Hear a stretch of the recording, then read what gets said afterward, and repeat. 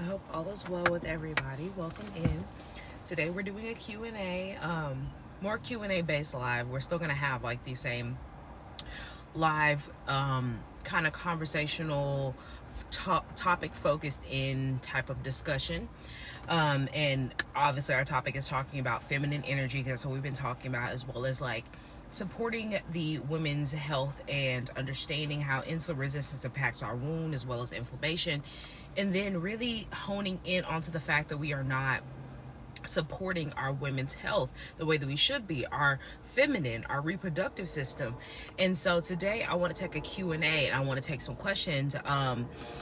Depending on how many questions we get and how active the chat is how long we will be on live today. Like I said, we'll go through our normal like talk and chit chat, get some points in from what I have and like facts and statistics, but I mainly want to talk about what you guys have going on and understand what you guys are needing through this Q&A, so I will be able to support not only like my audience more, but also be able to get new people in and support them with the questions that they have. Thank you guys for sharing out the live. I really appreciate it, and liking it up. Thank you for the sunflowers. You said the person that you needed. Well, I'm glad that you were here. What questions do you guys have for me about women's health and healing and understanding, balancing your hormones, blood sugar regulation, and just overall lowering your inflammation so that you have a better womb health, as well as just overall health, so that we are back to the space, or we finally feel like we finally have control of our body and actually gain that control back. Because a lot of people are sitting out here dealing with painful menstrual cycles, PCOS, fibroids, and cysts. And even if you have those signs of like, okay, I have an imbalance, you should still be able to get yourself back to the space of taking care of your body and being supported through the foods that you eat, the products that you use. So when you were, let's say you have a heavy menstrual cycle, which you shouldn't be having, you are able to gain that balance back. And majority of people don't know how to do that. And so they go years and years of dealing with these same issues and having the same symptoms. And then they flip around and they're trying to figure out, okay, what prescription is the best? What surgery is going to help me be able to get through this? What can I do that can support me when it comes to using Western medicine as my solution, when that's not helping? All it's doing is keeping you sick. What you have to start to realize is you need to use food as your medicine, and through food, you will start to heal those imbalances, heal that painful menstrual cycle, support yourself throughout the different phases of your cycle. So the time that you are actually bleeding, when you are menstruating, it's not a terrible, chaotic space, but instead it's something that's actually being supportive of what is reflecting how you're balanced throughout the month, because your cycle is literally the basis of, are you balanced throughout the month, or are you imbalanced and you full of toxins? Because when you're full of toxins and you're imbalanced, yeah, you're going to have a painful menstrual cycle. Yeah, you're going to be uncomfortable. Yeah, this is going to be a time that you hate, because then you're reminded of all the terrible toxic habits that you had throughout the month, and your body is reflecting that. But when you start supporting your body the way that you should be, and then you start to feel good during that time, not necessarily completely comfortable, because yes, you are still releasing, but you are able to function. You're not in pain. You're actually able to get what you need done through that time. And a lot of people are not realizing, during the time of your menstruation cycle, when you were bleeding, you were still supposed to be able to be in the space of focusing in on what you need to do for the rest of the month, if that makes sense. Because this should be a time that you should be reflecting and then setting goals. This should not be a time that you're sitting here having to suffer and not being able to do anything. But rather, this is the time to get yourself in the mental preparation for the rest of the month. And so this is what I mean by you should be syncing with the phases of your cycle. And this is a little tidbit that I give that I'm giving you right now, that I go in depth during my program, because you have to understand how to function as a woman, but you need to support yourself as a woman in order for you to be able to function in the correct space. And so when you're sitting here and you're not realizing that you have been lied to, and you have been fed foods that make you imbalanced, you have been fed lies to think that diet culture helps you with weight gain or weight fluctuation, or helps you be able to be healthy overall, because diet culture is imbalancing. It's not helping you. It's not supporting you. It helps so much. I see your guys' comments. I'm not ignoring you. I will go back and forth to the comments. Because before I went plant-based, it's been a little over 4 years before I went plant-based, my menstrual cycle was out of this world crazy. I used to almost pass out every single month. My mom, because people love to say it runs in their family, but the same terrible toxic habits run in your family. It actually does not necessarily run in your family. You have a painful menstrual cycle. But my mom used to have the same issue. She would get nauseous. She would throw up. She would be in a whole bunch of pain. My grandma used to make a joke about, oh yeah, I never sent her to school because she would be in the middle of the floor crying about how much she would be in pain, so I didn't even bother her. And so now here I am dealing with the same issue. I never threw up, thank goodness, because I'm not the person to throw up. I don't throw up. That's just not my thing. I will choke it down before. I just don't like throwing up. And so I used to be like, oh my goodness, I'm going to pass out, be close to passing out. I would get super pale. Iron was low, pain, just all the pain, heavy. And then on top of that, like, irregular. My cycle was 7 days, 5 to 7 days. The shortest I ever had was when I first started, and it was 3 days. That's how it should normally be every single time. 3 to 4 days. You shouldn't be going 5 to 7. If you're doing that, you're hemorrhaging and you're over inflamed. So then now you're sitting there having to overcompensate with your body. So what's being released is what's in your blood. When you are a woman, and we have to like really hone into this and really break it down, because they just tell us, oh, either you're pregnant or you're not, and since you're not pregnant, okay, now you're having your cycle to let you know, okay, you don't have a baby that's being produced. But we're not realizing during that time of the creation of life that's supposed to be happening during that time, and when it's not happening, because if a life is being created, then now all your hormones are having to adjust to, okay, now you have something that is growing inside of you and becoming a being. But now when it's not happening, your body is saying, oh, okay, so you're not pregnant, so let's menstruate.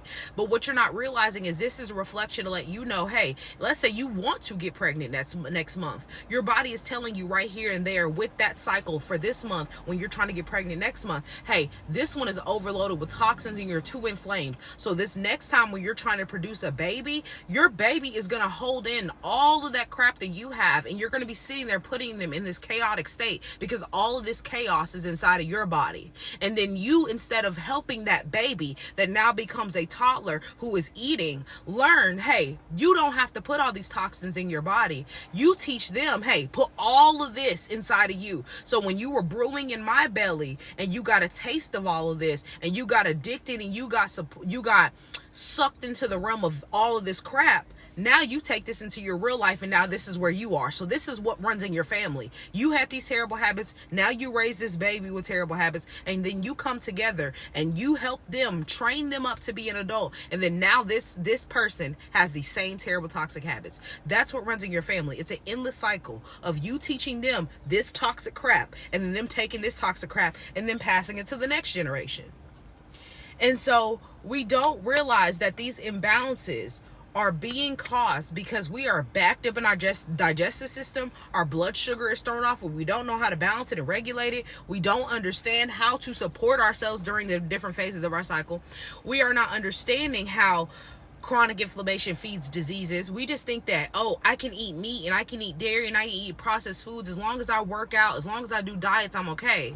But these three things are the reason why we're so unhealthy as a society, because meat causes inflammation. Inflammation fuels diseases. It allows parasites to thrive, which parasites gives you tumors.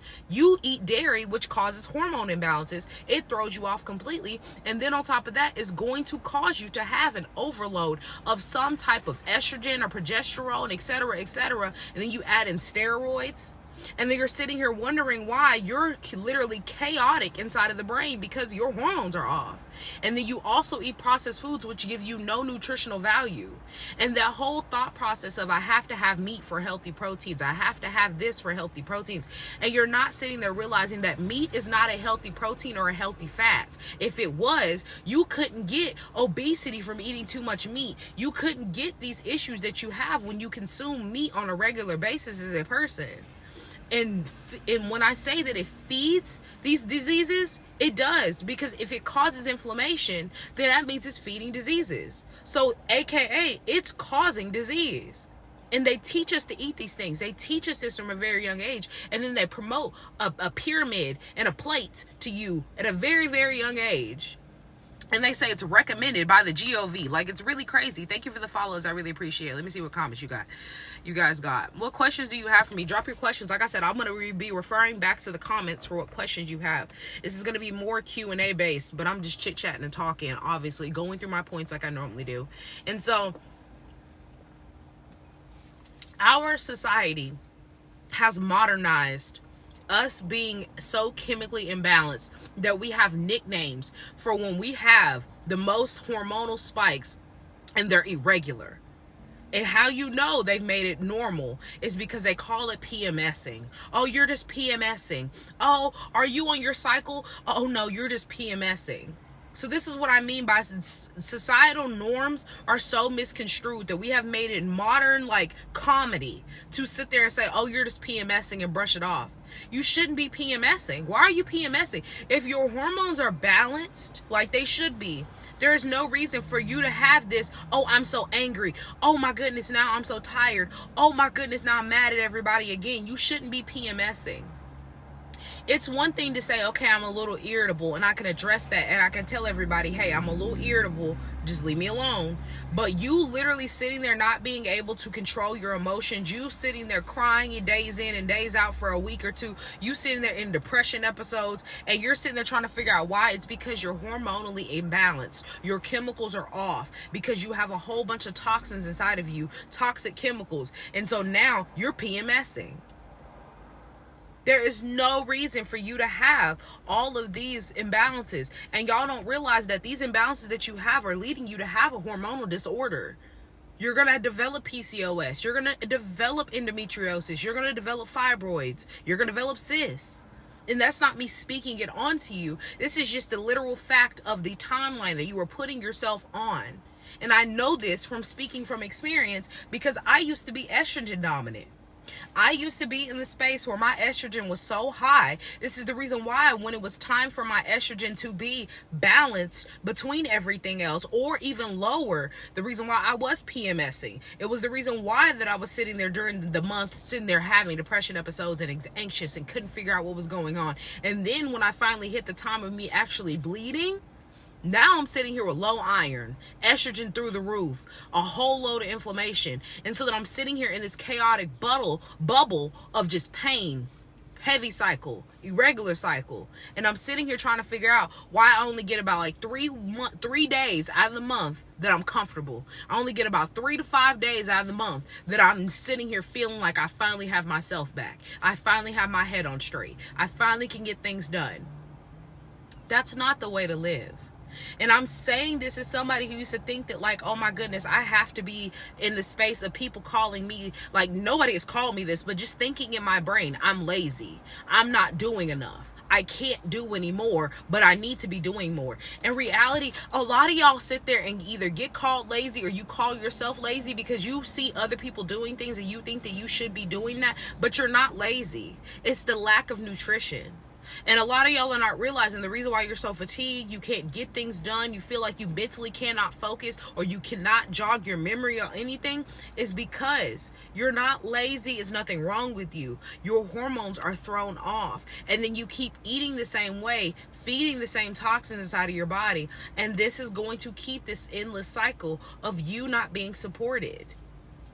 And so then it's going to have an endless cycle of you not having any energy. This is the reason why y'all sit here and you wake up and you still feel tired. It's the reason why you sit here and feel like, oh my God, I have to have my coffee or I'm not going to make it past 12 o'clock. Oh, I just have to have a 5-hour energy because if I don't have this 5-hour energy, how am I going to make it through the day? Or this Monster or whatever energy drink that y'all drink. And so you're not putting 2 and 2 together that, one, this is fueling inflammation as well and making you more imbalanced. But 2, you should not be sitting here going to bed, getting 8 plus 10 plus hours of sleep and then waking up and still having no energy. Sometimes I can go to sleep. I'm not going to say you. Sometimes I can go to sleep, get about 5-6 hours of sleep. Not saying I do this often, but I can. And I'll wake up and it's still the same amount of energy that I had when I was sleeping 10 hours. And that's because I'm stable and I'm balanced. Sometimes my body needs more sleep. Sometimes my body needs less sleep. But my body naturally is on its own natural chemical rhythm that supports me. And that's the point. Y'all are not supported. So when your body is sitting there in the phases of your cycle that's supposed to give you the most energy, you're supposed to be feeling like, oh my goodness, how you feel when springtime finally hits and the sun is finally hitting again. That feeling, and you get that feeling inside of your body as a woman, because there's a reason why they call it Mother Earth. There's a reason why they call Earth in the world and nature feminine, because we sync with the world, and y'all aren't putting that together. You're not really seeing the whole balance of how you function. And that's what I mean by society does not do us a favor by not teaching us how to sync with our cycle. They're not doing us a favor to not teach us how to avoid being, literally, because there's 190 million women dealing with this issue, being estrogen dominant. There's 190 million women dealing with that around the world. And so when you look at that statistic and you sit there and look at the fact that endometriosis is running rampant the way that it is, and people are not realizing this, nor are they getting any information on how to heal it, but they're being diagnosed between 7 to 10 years of them showing signs and symptoms and going back and forth to the doctor trying to figure out what is going on, and not getting to the root cause of it's because you're estrogen dominant. And how you heal your estrogen dominance is you start to eat the correct way that your body needs, especially as a woman, which is eating more fruits, eating more vegetables. Get your legumes, get your nuts. You need to focus in on healthy fats, healthy fibers, healthy proteins, and you supporting your blood sugar and stabilizing it. That's how you support your balance every single month. That's how you support your balance every single day. Everybody functions that way. But the difference is between a man and a woman, you should be syncing to the phases of your cycle and learning what you eat during different phases. Because there are certain times as a woman that you are going to be more prone to be insulin resistant than other times of the month, versus a man who goes through 24 hours of cycle versus our 28-day cycle. They can sit there and eat stabilizers and be fine and eat sweets every day and be okay because they eat certain things, or they should be using stabilizers. That's not my point. But the point is if they stabilize, they eat this and they eat a sugar, they'll be fine. Sometimes you can't do that as a woman. And your body will be giving you signs when you're balanced to let you know, hey, you can't do that today. Or when you sync with your cycle and you become subconsciously aware, your body won't even crave to do those things anymore. Because I don't crave meat like I used to, because I loved meat before I went plant-based. I never thought that I would be completely off of meat for the rest of my life. And I can say I will be for the rest of my life. I never thought this was going to be something that I stuck with for the rest of my life until I saw how it shifted and changed my lifestyle. I never thought I'd be off of dairy. I always thought, you know what, there's always going to be some type of dairy that I'm going to fall back to. And so I'm going to try this, I'm going to do this, and for however long it lasts, this is what I'm going to do, right? I got off of dairy. I got off of meat first, then dairy.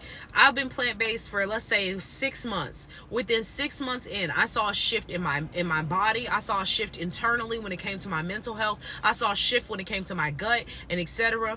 And I was really sitting there and I was like, this whole time of my life, from me being conscious of what I look like, going through that phase of being a teenager and wanting to look better and all this stuff, and doing diet culture, worrying about prom and everything else, and I'm sitting here doing all these starvation diets and I'm hungry. Never once in the 4-something years of my life of being plant-based have I ever sat back and said, oh my goodness, I am so hungry, I have nothing to eat.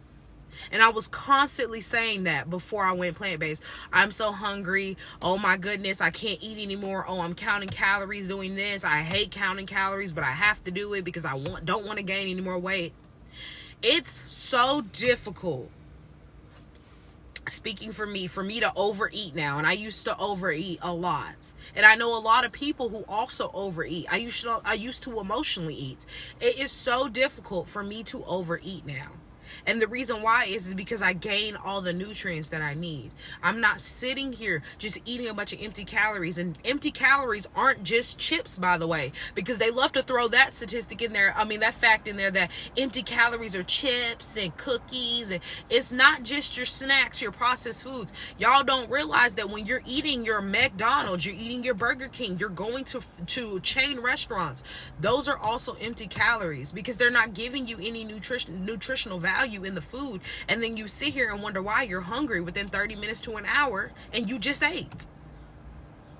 You sit here, you eat a late brunch because you're going out with your family on a Sunday, and then you wonder why when you ate at 2:30, you wonder why by 4:30 you're hungry again, because your meal had no nutritional value. It didn't give you enough healthy fats. It didn't give you enough healthy proteins, and then you had no stabilizers for your blood sugar. So now you're craving snacks, you're craving sweets, and then by 5 o'clock you're hungry again, even though you ate a full meal at 2:30. I don't even remember the last time that I have eaten 3 meals in one day and actually needed 3 whole meals, unless I just, like, for instance, how I've had a smoothie in the AM and considered that a meal. But even then, like for this instance, I'm gonna drink this smoothie. I probably won't eat again until dinner. If I do eat dinner, it might be an early dinner, but the dinner will be it.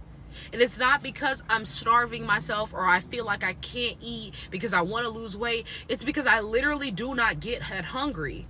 I eat a snack if I get hungry, because majority of the time it's like, oh, I just need water and a snack. And then boom, I'm not hungry again until dinner. But you know why? It's because I'm actually eating real whole food. My snack isn't me just sitting here eating cookies and chips. If I'm getting a snack, it might be hummus. It could be a combination of hummus, fruit. It could be a combination of fruit and cereal. It can be a combination of different things.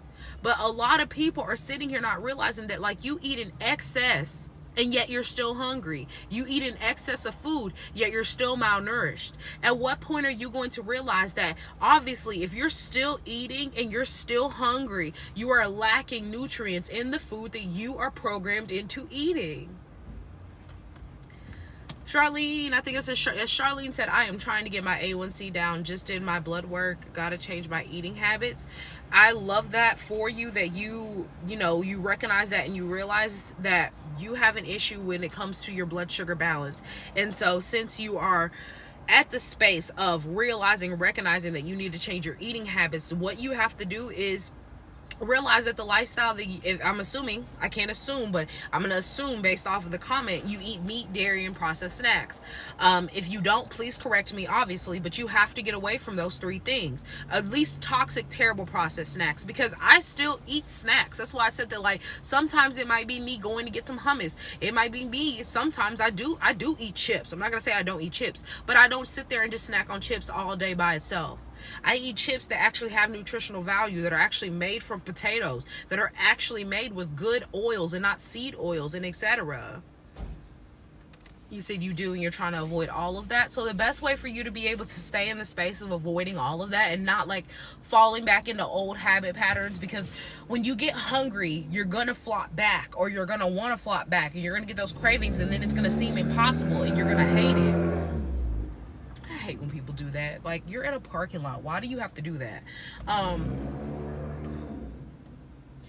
But my point is that a lot of people get to that point where, and everybody, honestly, when you get hungry, that is the worst time for you to not be prepared. And so how you support yourself through the transition of you getting away from meat and dairy and processed foods, learning how to read your labels, understand that just because you get a free range, grass-fed, cage-free, whatever else that they love to put on those marketing labels for your meat and your chicken and all the other stuff, it's still inflammatory and it's still feeding the problem, and you need to get away from it as quickly as possible, or you're going to lead yourself to having diabetes. And I have somebody that's in my life who just got diagnosed with diabetes as well as fatty liver disease, and this is because of the things that I'm telling you. They did not listen to me when I warned them to let them know, when they got told the same kind of concept of your A1C is high, you have kidney disease, you have high blood pressure, etc., because they got all the warning signs. And I've had a couple of different family members get diagnosed, and I gave them the, hey, you need to start doing this because you're going to lead yourself down X, Y, and Z. The same things that I tell you guys that I've been talking about this live and past lives. And they hear me, they say okay, but then they don't switch. Especially if they do switch, they switch maybe one thing, but not all aspects. They don't stick with it. They think it's a diet. That's not going to work, and it's not going to help you heal. And then you're going to be sitting here wondering why nothing is working, or how some people are, they just take it and they just live with it for the rest of their life, when you don't have to do that. There is no reason for you to be sitting here taking insulin for the rest of your life, depending on a doctor for the rest of your life, going back and forth, having to do all these different appointments and surgeries and etc., when you can naturally heal your body on its own.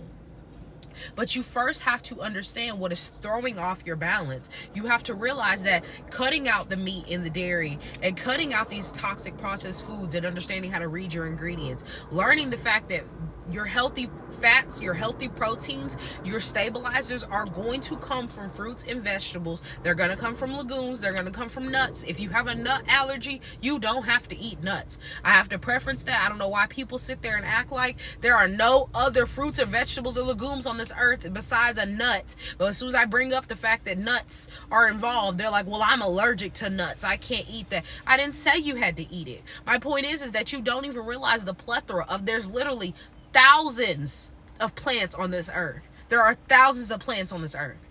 I can guarantee you there's at least 10 that you haven't tried. I can guarantee there's at least 10 that you haven't tried that are not only healthy, not made from a nut if you're allergic to nuts or you don't like them, etc., etc. Thank you for the follow. So my point is that you eat the same thing over and over again. And I can speak from somebody who used to live this lifestyle. You eat meat, so you eat chicken, you eat beef, you eat pork. You sit here and go back and forth between the three over and over and over again. And then on top of that, let's say that, or maybe even lamb. And then you sit there and you eat dairy. You eat the same things over and over and over again. And then people wonder why they're so sick of eating this. They're so tired of eating this. They get diagnosed with a disease and they don't pinpoint it to the same things that they eat all day, every day. But then when you bring up, hey, it's your food, you can change it, you can swap to this. Oh, I can't do that. I just don't know. You go and try every single restaurant that has the same four foods over and over again. And you're telling me you're scared to try plants that come from the earth?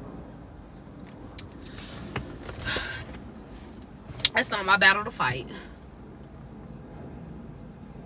You should not eat salmon, no. You're weaning yourself off, so I wouldn't say. Now, if you are a person that is good at cutting off, cold turkey, feeling good about quitting cold turkey, and you're confident in that, then yes, I suggest you going ahead and cut out all meats. If you can quit cold turkey, that's great. If you are somebody who was like me, like I said, that was skeptical and was like, ain't no way, like I can just cut and quit this out, and I was like, this is uncomfortable, that I teach people how to wean themselves off, because you shouldn't be making yourself uncomfortable when you're starting a new lifestyle. The lifestyle in itself of thinking about changing is uncomfortable, because we are people, a creature of habit. Goodness, we are a creature of habit. We like to keep things in the realm of the same with diversity, if that makes sense. And so when you're sitting here and you don't want to quit cold turkey, you don't really want to stop eating meat, and you're trying to figure out what to do, you don't need to just quit everything and cut out all meat if that's going to make you uncomfortable and hate the journey and hate the lifestyle. But rather learn new recipes to start implementing in so that you have something to replace it. You need to start learning what things that provide you with those filling meals that also feed cravings that don't make you toxic. And so I did the same of like cutting out pork first, because pork is just a dirty animal. You shouldn't be eating any type of pig. So I cut that out first. I went on ahead and I had my little last meal. And then after that, I just started winging myself off to each thing that I could get down to. Chicken was I think the second or third, because I never really was into eating burgers unless they were homemade or at a specific restaurant, because there was only certain places that I could eat burgers that didn't make me sick. Same thing with Olive Garden. I can never eat any Olive Garden food. Now that I know what I know, it's crazy to think that my body was telling me for my long time I never could eat Olive Garden. I tried Olive Garden 3 or 4 times. It made me throw up. My mom can never eat Olive Garden. Every time she ate it, it made her throw up. So this is what I mean by you have to be aware of what is going to support you through the journey, which is going to hold you back through the journey. And so I knew that okay, I do eat a lot of chicken, but I don't need to eat a whole lot of chicken all the time. So what I would do is I started to just wean myself towards salmon. I didn't eat a lot of salmon. I wasn't sick of salmon. I was sick of chicken. So once I was at the point where I was like, yeah, I'm done eating chicken. Chicken feeds type 2 diabetes because it feeds inflammation, and how toxic and terrible it is, and how chicken is really attacking the Black community is crazy, because we love to always say, well, I really only eat chicken, but chicken fuels and feeds inflammation. So it's going to feed type 2 diabetes. What is running rampant in Black society? Diabetes. So it's not safe. Like, so that's why I mean, but winging yourself off as quickly as possible is what you should be doing, because it is not safe. Fish is not safe either. The ocean is the ocean is screaming out. The ocean has been talking to us since 2020. They started dumping chemicals in the ocean from all, they were talking about all of those derailments of the trains and all stuff. And during that time that they were talking all about all that stuff during 2020, they were leaving out the fact that they had been dumping those bioweapons that were somehow derailing on the railroads. They were dumping those bioweapons in the ocean, and they had been doing it beforehand, but I had learned about and started learning about what they were doing in 2019 and how they were dumping all those bioweapons in the ocean. 2020 rolls around, and then they're talking about, oh, the end of 2019, when they were talking about all those articles in the early 2019 about dumping those chemicals into 2019, now they're throwing out articles talking about, do you know that we're finding sea lions that now have cancer? Sea lions are deep water dwellers. They like to come to surface, obviously, but they dwell in deep waters. So they were talking about how the deep water animals are coming to the surface, and they're discovering they have cancer. And so you have to wrap your brain around, if these sea lions that live in the sea are also getting cancer and all they feed off of is the other fish inside the ocean, what does that say? The fish are tainted as well. They cut out cancer out of the meat that you eat when it comes to the cows, the slaughter, just all the packaging slaughtering houses. Because the people who quit these companies because they're major companies, they're sick of being mistreated, the whistleblowers are they're let go, etc., etc. Y'all need to look into Project Veritas. They talk a lot about whistleblowers coming out and talking about different companies. I haven't watched them in a while. They were talking about a bunch of political stuff last year. So it could be back on the political stuff. It could be a mixture of both. My point is that y'all really need to look into whistleblower media more so, not just because of conspiracies, but looking into them to understand how these everyday people are coming away from these factories, these corporations, and are telling you these companies don't care about you. And not only do they not care about you, but they're telling the worker, we're going to color the food, so it doesn't matter what color it is. If it has cancer, cut it out, because at the end of the day, the cancer is a different color, but at least this part is still the healthy part, and then we can color it to make it pink again, so they'll go and they'll buy it and they won't even question it. They're also, I think this was last year or the year before, Kraft was talking about the fact that they told their employees, and their employees came out and even admitted it. Kraft even said they only clean their equipment once a month. Kraft cheese, Kraft whatever, because Kraft is under all of that stuff, okay? So think about all the Kraft products that they have. If you don't know the umbrella of how everybody's up under the same thing, you need to go look into the umbrella of companies that own each other when it comes to our food, when it comes to our cable, etc. Okay, because you need to be acknowledged on, you need to be knowledgeable on what's going on. And so they sat there and talked about that. Kraft even admitted that they get a, I think they get a, I don't know exactly what it is, but they get a once a month kind of what is that thing where somebody, inspection, that's the word. They get once a month inspected. So they get inspected for the equipment to make sure that obviously it's clean and the workspace is what it's supposed to be, etc., right? They get this once a month. It happens on the 19th. So between the 19th all the way until the next 19th, they don't clean the machine. So if they know the inspector is coming on the 19th, they tell them, hey, the inspector's coming on Monday. Let's say that, okay, on Friday, we're going to clean the machines. Saturday and Sunday, we don't use the cheese machine. So then the inspector on Monday, when they come in, the cheese machine is clean. During that time of between the 19th all the way to the next 19th of the month, you do realize that mold on cheese, the right kind of cheese, not the fake cheese, even though Kraft is fake, on a regular basis, when you look at the actual like cheese that molds, it'll mold within a day of it not being refrigerated and kept at a proper temperature. They put preservatives and additives in Kraft cheese, they color it, etc. But during the time that it's in the mixer on that, they don't do anything to it. So they even admitted it molds. Not only does the mold grow all over the mixing, the mixer, the little handle, but it's all in the bowl. They don't clean that. All they do is mix all in the old cheese with the new cheese. And then when they go to package it, the Kraft company owner, the corporation owner that was over all the head of operations even said, don't worry about what color it is, what it looks like, if there's mold in it, because we're going to color the cheese at the end of the process. So they're not even going to know that it has a bunch of mold in it from the old cheese.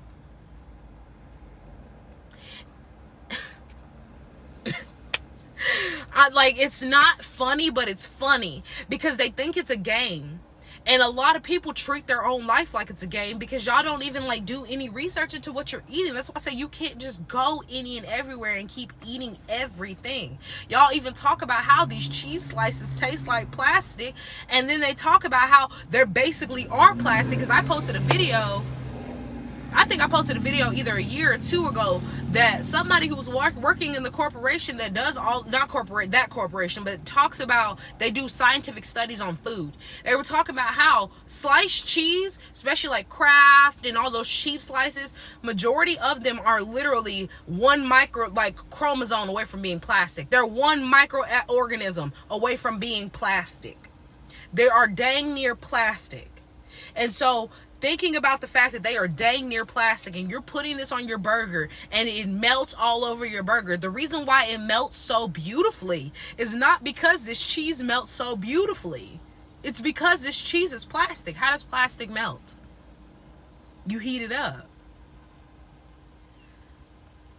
Not all things